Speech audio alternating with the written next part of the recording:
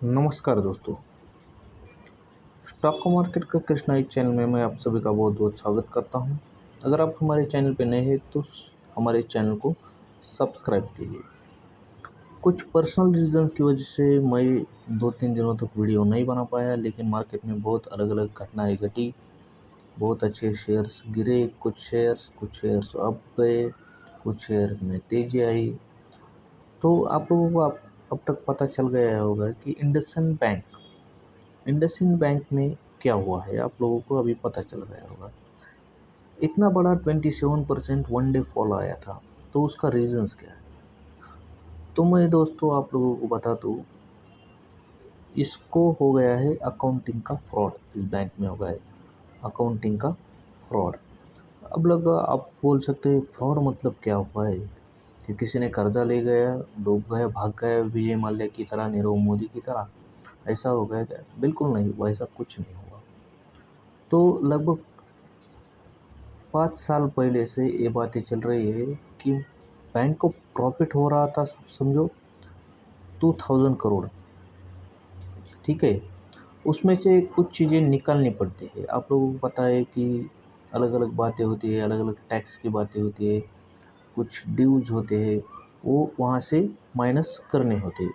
लेकिन इसमें फ्रॉड हुआ है। फ्रॉड मतलब क्या है? उनका मिसकंसेप्शन हुआ है उसके बारे में। देखिए, उन्होंने 200 करोड़ यहाँ से निकालने होते हैं किसी चीज़ के, वो बैंकिंग सेक्टर वालों को ज़्यादा अच्छे से समझ में आएगा। 200 करोड़ इस प्रॉफिट में से निकालने होंगे, तो एग्जैक्टली प्रॉफिट कितना हो जाएगा? 1600 करोड़। लेकिन इन्होंने पूरा 2000 दिखाया है। और ऐसा सिर्फ एक साल तक नहीं किया है, इन्होंने ऐसा पूरे 5 साल तक किया है। तो आप लोग हिसाब लगा सकते हैं, 200 मल्टीप्लाई बाय 5। ठीक है, 220 मल्टीप्लाई बाय 5। तो इस चीज़ का यहाँ पे फ्रॉड हुआ है। तो 5 साल तक लगभग ये हो गया है, तो लोगों ने पता कैसे नहीं चला? मैं आपको लोगों को बताऊँ, 2024 में ही इस बैंक के कुछ मेन लोगों को इस चीज़ का पता था, लेकिन उन्होंने इंटरनल ऑडिट करवाया। ऑडिट करने के बाद इनको लगा प्रॉब्लम सॉल्व हो जाएगी, लेकिन वो मैनेज नहीं कर पाए, पूरी तरह से प्रॉब्लम सॉल्व नहीं हुई।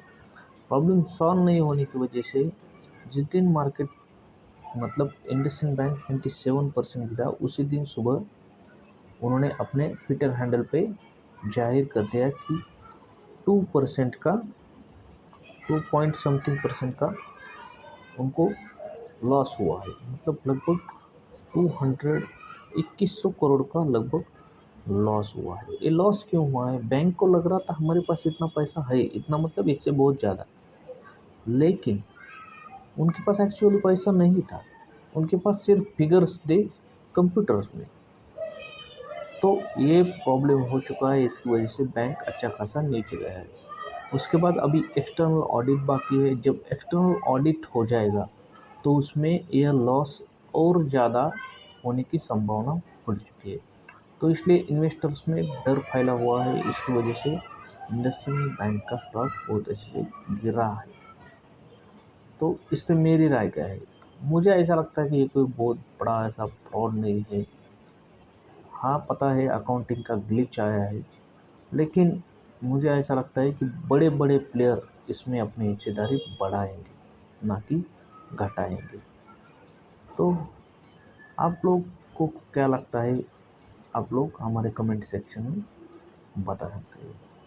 अगर आपको वीडियो पसंद आता है तो वीडियो को लाइक कीजिए, चैनल को सब्सक्राइब कीजिए। Thank you for the watching this video.